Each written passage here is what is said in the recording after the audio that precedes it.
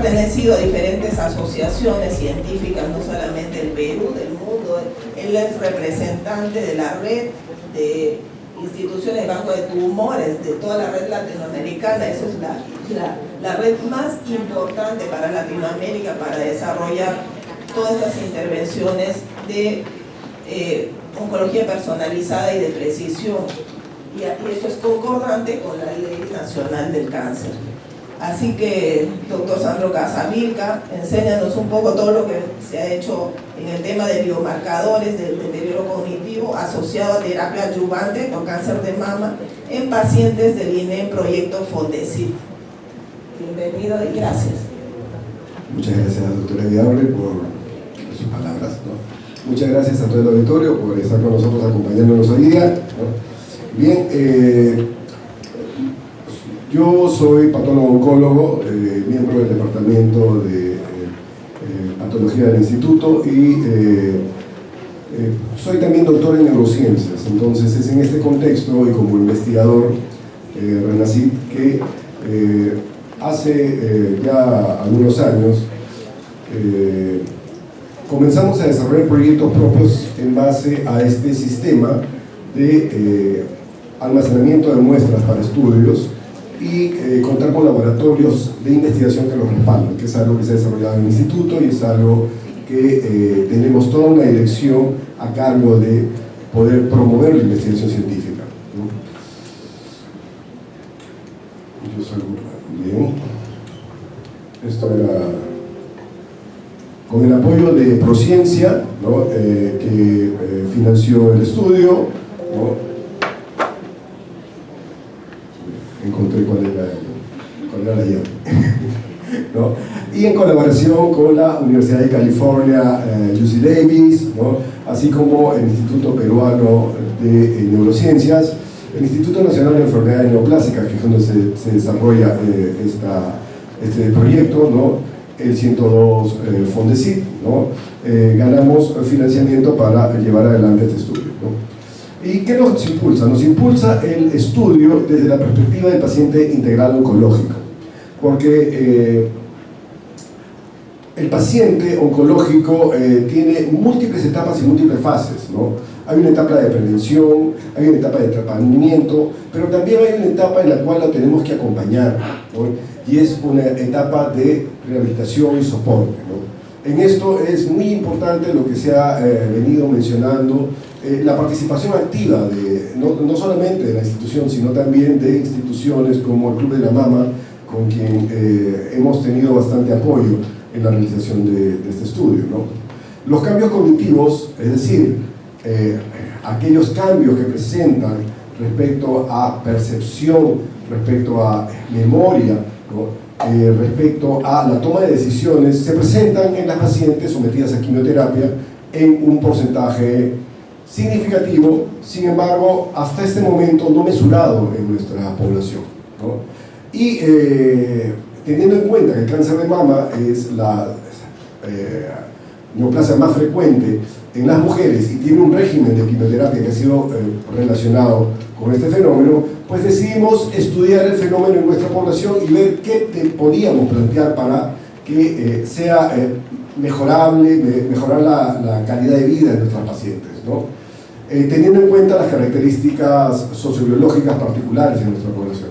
Anualmente tenemos más de 6.000 casos nuevos de cáncer de mama en el Perú. Y de esos 6.000 casos nuevos de cáncer de mama que son sometidos a quimioterapia, los estudios plantean que entre el 15 y el 75% podrían desarrollar deterioro cognitivo. Si este fenómeno es transitorio, si este fenómeno es permanente, si este fenómeno, tiene alguna variación en nuestra población, es algo que hemos intentado explorar, ¿no? La cognición es la capacidad que tenemos de ponernos en contacto con el entorno, ¿no? Y es así que el cerebro se comporta como una maquinaria, ¿no? De alguna manera que nos permite, ¿no? Disminuir la incertidumbre, ¿no? De lo que nos rodea, ¿no? Interpretarla y darle un significado, ¿no? Y de estos procesos cognitivos dependen tanto las capacidades sensoriales como del sistema nervioso central, ¿no? Las mujeres que presentan este fenómeno durante el tratamiento y posterior al tratamiento de cáncer de mama se ven afectadas en su día a día, viendo alterado su rol tanto en el hogar, en el trabajo, en su autoestima y en las relaciones interpersonales, ¿no? Y esto afecta definitivamente su calidad de vida. Y también afecta la continuidad del tratamiento, porque eso es lo que nosotros podemos traducir en abandonos, ¿no? Entonces, debido a los fenómenos que están ocurriendo, ¿no? Entonces, identificar esta población de riesgo de presentar este tipo de alteraciones se convertía en una prioridad, ¿no? Para mejorar el manejo de nuestro paciente oncológico. Vamos a revisar dentro de este pequeño resumen del estudio, ¿no?, la naturaleza de las funciones cognitivas, los mecanismos de disfunción cognitiva relacionados a quimioterapia, el compromiso de las funciones y cómo evaluamos estas funciones, ¿no?, así como lo que hemos avanzado en el estudio de biomarcadores. Las principales funciones cognitivas son la capacidad de anticipar, ¿no?, en función a experiencias pasadas, es decir, de decir esto puede pasar de determinada manera, ¿no? Esa es una función cognitiva, es una función mental, ¿no? Elaborar un plan y un esquema, la planificación es una función cognitiva, ¿no? Anticipar la posible consecuencia de nuestros actos también es una función cognitiva, ¿no? Y valorar y decidir nuestras prioridades, ¿no? El ejecutar un plan, llevarlo a la práctica, es otra función cognitiva, que es la iniciativa, ¿no? Y eliminar todos aquellos elementos que no nos permitan llegar a ejecutar nuestros planes, ¿no? Eso se llama inhibición, es otra función cognitiva, ¿no? La búsqueda de soluciones a situaciones imprevistas exige imaginación, flexibilidad y la toma de decisiones. Y llegar a la meta exige reflexión y valoración. Esto, que parece muy, digamos, teórico, cuando lo aterrizamos a nivel del cerebro lo vamos a identificar principalmente a nivel del lóbulo temporal, ¿no?, en la región de la amígdala, y en el lóbulo frontal y en el lóbulo suborbitario, ¿no?, supraorbitario, que es donde nosotros vamos a tener las funciones inhibitorias, ¿no?, que controlan nuestra conducta, ¿no?, y nos permiten planificar, organizar, ¿no?, y resolver problemas. Y en el lóbulo temporal tenemos memoria, reconocimiento y la generación de emociones, ¿no?, en base también a funciones como el lenguaje, ¿no?, y la comprensión, ¿no? Entonces, dentro de estos fenómenos se encuentra la cognición social, ¿no?, que tiene que ver mucho con la capacidad que tenemos los seres humanos, ¿no?, de predecir, ¿no?, los estados mentales de otros, ¿no? Y eso es una capacidad universal independientemente de cualquier característica cultural, ¿no?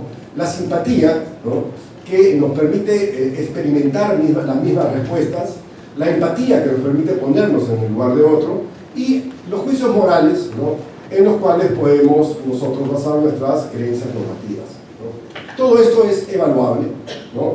Y particularmente este test, que se llama MINISEA, tiene una parte que se llama la lectura de mente a través de los ojos, que es la Face Emotion Recognition, ¿no?, el reconocimiento de expresiones faciales. Si nosotros le preguntamos a una persona de cualquier cultura, o vemos cómo expresa cualquier cultura en cualquier lugar del mundo, ¿no?, ¿quién está asustado acá? Yo creo que es este. ¿Quién está triste? Creo que es este, ¿no? ¿Quién está molesto? Creo que es este. Y probablemente a quien se lo preguntemos en cualquier lugar del mundo lo va a reconocer igual, ¿no? Sin embargo, todo esto es parte de una función mental, ¿no? Y esto tiene que ver con la teoría de la mente, que nos dice que nosotros nos podemos predecir, ¿no?, cuál es el estado mental de otra persona en base a sus emociones. Las emociones se expresan igual, no tienen idioma, ¿no? Lo otro es la identificación de un test que se llama metida de patas, que es parte de este test, que son test breves cognitivos, ¿no?, en la cual podemos nosotros detectar qué cosa podría ser, ¿no?, políticamente incorrecto, ¿no? Una persona va a la casa de una amiga, la visita, recorre todo el departamento, dice, tu departamento está lindo, ¿no? Qué bueno que lo hayas podido comprarlo, pero tus cortinas son horribles, ¿no? Esto es una metida de pata, es completamente fuera de lugar, ¿no? Sin embargo, esto también es controlado por nuestra mente, ¿no? No quiero hacer alusiones, ni quiero hacer diagnósticos de ese tipo en esta reunión, por lo menos, ¿no? Entonces, ¿cuáles son los mecanismos, cómo la mente maneja estas situaciones, ¿no? Hay muchos antecedentes del problema, ¿no? Y podemos nosotros también evaluar muchos estudios que se han hecho en modelos animales, donde hay un efecto directo de la quimioterapia sobre, ¿no?, las regiones particularmente del lóbulo frontal, ¿no? En un análisis, un metaanálisis de más de 1057 pacientes, ¿no?, que recibieron quimioterapia, ¿no?, vemos nosotros que la terapia con taxanos obtuvieron como dominios más afectados, eso, ¿no?, la atención, concentración, depresión y función ejecutiva, ¿no? Esto podemos nosotros resumirlo en un promedio de lo que nuestros estudios en la revisión de la literatura nos da, que es alrededor del 20 al 30% de afectación de las mujeres que están llevando quimioterapia, ¿no?, manifestándose como dificultad para mantener la atención, déficit de concentración, dificultad para recordar cosas a corto plazo, ¿no?, mayor tiempo para cumplir determinadas tareas, complicaciones para trabajar con números, pérdida de fluidez durante la conversación, y todo eso lo vamos a poder apreciar, y seguramente ustedes lo han visto en las pacientes con tratamiento con cáncer de mama, y si alguna paciente está acá, de repente lo ha llegado a padecer, ¿no? ¿Esto por qué se da, no? Se da aparentemente por la toxicidad de los agentes terapéuticos. Los agentes terapéuticos son tóxicos, ¿no? Hay la propuesta de que hay factores genéticos y epigenéticos que podrían estar implicados. No todas las personas somos conformados idénticamente, y particularmente cada región, cada ancestría tiene variaciones, ¿no? Nosotros, por ejemplo, en nuestro país, el cáncer con mayor mortalidad es el cáncer gástrico, no es el cáncer de pulmón, ¿no? Y eso es una realidad que se ve también en Asia, ¿no? Entonces, nuestra conformación, tanto genética como epigenética, no es idéntica. Tenemos variaciones. Y algo que puede ser muy importante para determinada población, para el cáncer, puede ser que no lo sea tanto acá, o que no sea suficientemente frecuente como para que tenga una relevancia, ¿no? Hay también factores hormonales y factores inmunológicos, ¿no? Se han asociado, ¿no?, a algunas variaciones en secuenciación de tanto factores de necrosis tumoral o apolipoproteína, que son biomarcadores muy específicos genéticos con demencia, ¿no? Pero esto no se había estudiado en las pacientes que recibían quimioterapia. Y de alguna manera una teoría que teníamos era que de repente lo que teníamos era un detonante de un deterioro que iba a venir de todas maneras en una población de riesgo. Y que si detectábamos estos genes o estas alteraciones genéticas, íbamos a poder detectar a aquellos pacientes que estaban con mayor riesgo de padecerlo, ¿no? ¿Cómo se produce la disfunción cognitiva? Bueno, el daño puede ser directo por una muerte celular causada directamente por la quimioterapia, ¿no? La respuesta inflamatoria también puede ser dañina, ¿no? O la respuesta a nivel de la activación tanto de la microglia, que es el sistema de defensa, que son los macrófagos del sistema nervioso central, ¿no?, que es algo que se ve alterado en las pacientes con Alzheimer, aparentemente, ¿no? No recogen, ¿no?, los productos de desecho, ¿no? Todo esto tiene directas vías implicadas, que van desde vías hormonales, ¿no?, hasta vías de activación inflamatoria, ¿no? Lo que sí encontramos en la revisión de la literatura es que cuando nosotros evaluamos, ¿no?, el deterioro cognitivo que se presenta por quimioterapia a lo largo de toda la quimioterapia, se han quedado sin luz, ¿no? Esto significa al inicio, a los 3 meses, a los 6 meses, a los 9 meses en adelante, ¿no? Podemos ver que los porcentajes de variación, ¿no?, son al inicio, ¿no?, los puntos de corte por los distintos métodos que se llevan adelante, ¿no?, el autorreporte, la prueba cognitiva breve, que es lo que hemos hecho nosotros, o la evaluación neuropsicológica compleja que hace el neurólogo, ¿no? Podemos nosotros llegar a ver que en el primer momento de la quimioterapia el golpe es duro y que vamos a presentar bastante esta sintomatología. Pero también es cierto que cuando nosotros vemos a una paciente en el primer trimestre que está recibiendo la quimioterapia, la vemos sometida a la pérdida de cadente y a situaciones emocionales muy fuertes. Por lo tanto, en este primer momento nosotros tuvimos que, dentro de los criterios de inclusión, hicimos un test para poder detectar a las pacientes que estaban ya sufriendo depresión y que podría ser algo que interfiera con las pruebas cognitivas, ¿no? Así, alrededor, como podemos ver, de los 3 meses, alrededor entre el 20 y el 40% presentan cambios cognitivos, dependiendo de la metodología utilizada, ¿no? Y cuando se toma el segundo corte, que es a los 6 meses, en los diversos estudios, estamos alrededor del 20%, ¿no? Entonces, eso es lo que hay, ¿no? Estas son las afectaciones de las diversas funciones cognitivas que se producen a través de la quimioterapia, ¿no? En la memoria, a nivel de otras alteraciones como la fatiga, la ansiedad, la depresión, los desórdenes postraumáticos, ¿no?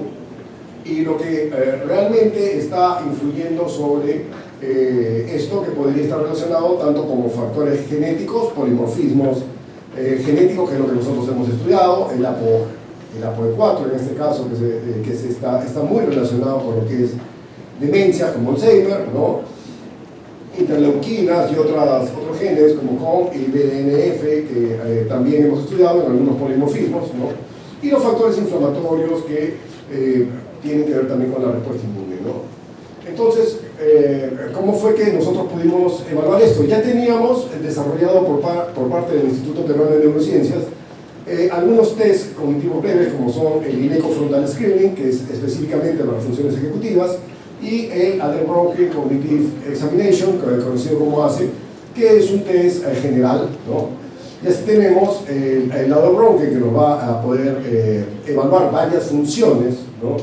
De lo que es la capacidad cognitiva durante estos pacientes, que se les tomó al inicio, se les tomó a los 3, 6 y 9 meses para ver cuál era su evolución de acuerdo a la quimioterapia, ¿no? Se hizo el INECO Frontal Screening, dado para funciones ejecutivas y de cálculo, ¿no? Y el Facial Emotion Recognition, que es una parte del MINICER, ¿no? En donde se ve el reconocimiento facial. Y es muy interesante para mí, ¿no? Particularmente, ver que la prueba de reconocimiento facial en los pacientes que llegaron hasta el final, es decir, de 140 pacientes reclutados, 114 que iniciaron, nos tomó la pandemia, ¿no? Hasta los 6 meses llegaron alrededor de 70, ¿no? Pero hasta los 9 meses llegaron 34, es decir, esta es la parte final, ¿no? Y en la parte final, 21% se detectó que habían disminuido continuamente la capacidad del reconocimiento de emociones, lo cual localiza el problema directamente en la región de la amígdala, en el lóbulo temporal, ¿no? Es decir, lo que nosotros llamamos como teoría de la mente, ¿no? El ACE mostró un 15% de déficit general y el test INECO Frontal Screening un 12%, y lo que evalúa el test del INECO Frontal Screening evalúa funciones ejecutivas. Una situación que nosotros debemos tener en cuenta cuando hablamos del cáncer de mama en el Perú es que no podemos compararlo con cáncer de mama en los países del primer mundo. Es un cáncer de mama que se presenta diferente. Podemos tener diversas teorías respecto a este caso. La doctora Fegeman, parte del equipo que estudia cáncer de mama, piensa que tiene que ver con nuestra distribución poblacional, ¿no? Pero lo cierto es que nosotros tenemos en promedio el cáncer de mama en mujeres más jóvenes, mientras que en el Perú el cáncer de mama se presenta en un promedio de mujeres a los 48 años. La desviación estándar es lo que está al lado, ¿no? En Europa, Estados Unidos, en los países desarrollados, estamos exactamente 10 años sobre esta edad. Entonces ahí había un problema, ¿no? Había un problema respecto a cómo nosotros podemos comparar esta población si realmente no está tan cerca de cuando van a presentar demencia, de cuando van a presentar deterioro cognitivo, por ejemplo, ¿no? Otro asunto que fue muy complejo de llevar adelante es que estos test cognitivos generalmente están desarrollados para gente que tiene un nivel educativo. Y la población que atendemos en el instituto y la población que se atiende en el IDEM y la población peruana, pues desgraciadamente tenemos un alto porcentaje que no tiene estudios. Y estos test eran difíciles de evaluar. Ahí tuvimos que hacer una modificación porque los puntajes de estandarización no fueron posibles alcanzarlos, no eran tan homogéneos, ¿no?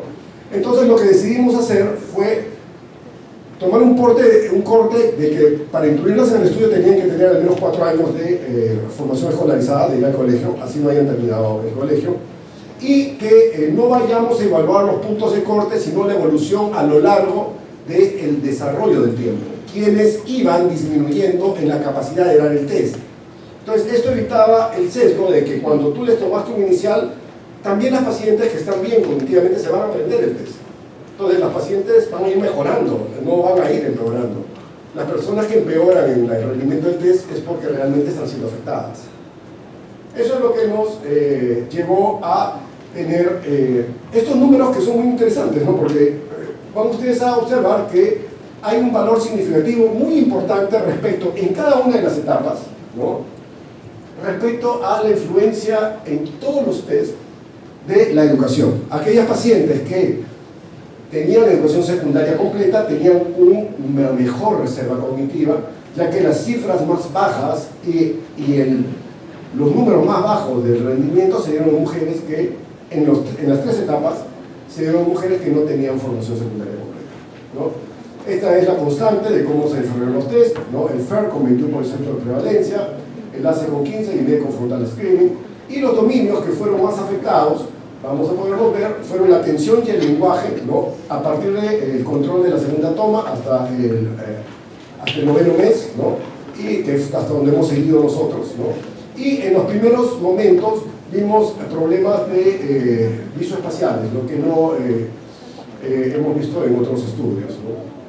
Así la educación tiene un valor estadísticamente significativo en lo que son los rendimientos de por lo menos el ACE y el Face Emotion Recognition, ¿no? Y también en lo que fue la inclusión de terapia hormonal. Cuando se incluye la terapia hormonal se siente, ¿no?, lo que es el cambio en lo que es la cognición, en el rendimiento, ¿no? Así podemos nosotros llegar a concluir en esta etapa del estudio, ¿no?, que el tratamiento con quimioterapia altera el rendimiento cognitivo en las cifras ya mencionadas, ¿no? El esquema que nosotros utilizamos más frecuente en el instituto es clorhidrato de doxorubicina, adriamicina y ciclofosfamida, seguido de tratamientos con paclitaxel, ¿no? Adriamicina más ciclofosfamida más paclitaxel. Eso lo recibieron 71 pacientes, el 57,3%, ¿no? Y cuando el taxano fue combinado en el régimen hormonal, la disminución del deterioro cognitivo varió. Es algo que está reportado también, ¿no? Entonces, como hemos visto, las pacientes que contaban con escolaridad secundaria más mostraron mejor desempeño, ¿no? Tanto en lo que es el reconocimiento facial, como nivel de orientación, atención, concentración, memoria y lenguaje, ¿no? Y los dominios de atención y cálculo y lenguaje presentaron un riesgo elevado al 6º mes de tratamiento de presentarse. Así nosotros llegamos a las conclusiones que el deterioro cognitivo de un paciente con cáncer de mama bajo quimioterapia es multifactorial. Los peores niveles de rendimiento cognitivo se presentan en los meses iniciales de quimioterapia. Las funciones cognitivas que están más comprometidas, ¿no?, son las dependientes de la corteza prefrontal, y utilizando las pruebas cognitivas breves validadas en nuestra población se puede medir el deterioro cognitivo en las pacientes con cáncer de mama, ¿no? Esto nos permite recomendar la incorporación de estos test en la evaluación de las pacientes que están siendo sometidas a quimioterapia con el fin de poder detectar esta población de riesgo y para que esta población de riesgo pueda tener el debido soporte, ¿no?, y disminuir los efectos que podrían llegar a tener influenciar su calidad de vida, ¿no? Entonces, estamos iniciando en esto la investigación sobre los efectos de la quimioterapia en la comisión nos permitirán probablemente en el futuro, siguiendo esta línea, ¿no?, poder hacer estudios más grandes que nos permitan identificar